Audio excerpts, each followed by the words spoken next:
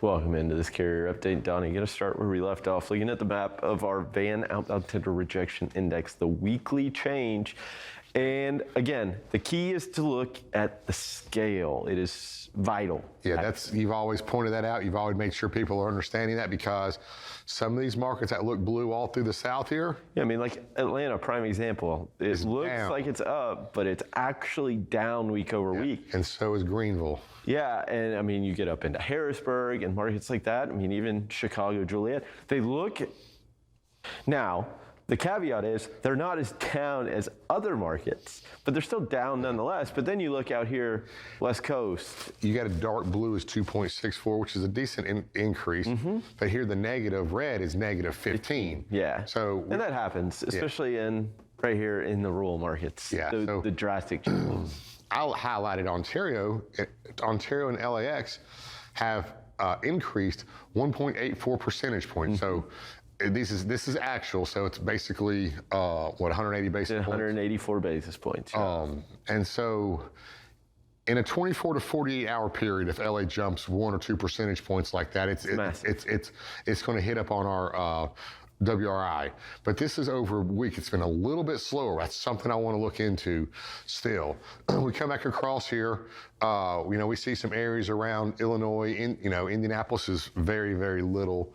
It's an increase nonetheless, though. Yeah, and the ones that are increasing, the darker blues, are very small markets, as you see here. So it's still pretty tough out there. We see a little bit, like just a little bit, just to start, which hopefully maybe they can get some momentum going. But if they don't get any momentum, they're going to die back down in these first few weeks. Yeah. This is the positive. If you're looking at this map and looking for really any positive takeaway, it's that Southern California has increased over a week. And hopefully this will trickle across. Exactly, because that's what I would say normally happens, but it is something that does happen regularly. Is Southern California leads the way in the market, kind of as that heartbeat, first mover. Yeah, let's take a look at it here right quick. I brought up LAX, but they're side by side. They operate almost identical.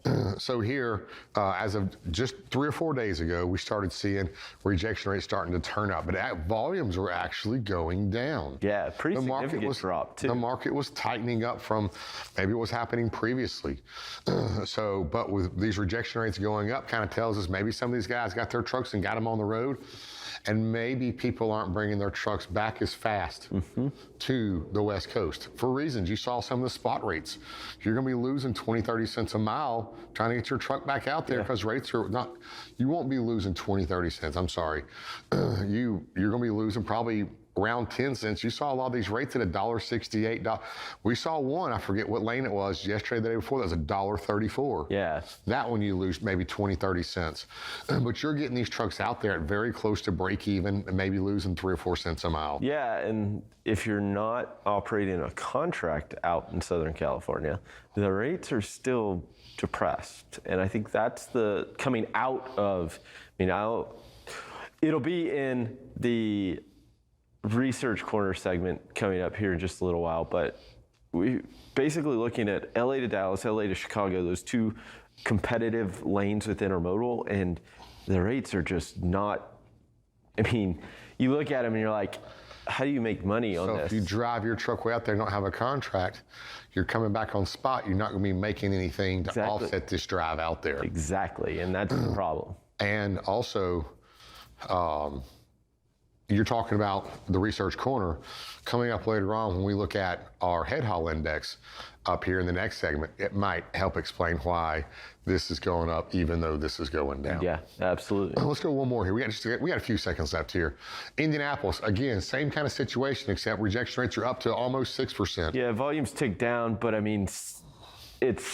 I wouldn't even call that it's not that significant of like this drop that we saw in LA, because really they're up since the beginning of the month, even with this decline. But it's a market to keep an eye on. In a couple of days here, this might tighten up, and you might be able to push some rates up here as well. Absolutely. Well, Donny, thank you so much for this update. We'll be sure to check in with you one more time before the end of the show. Right now, we'll hand it back over to Bill Priestley.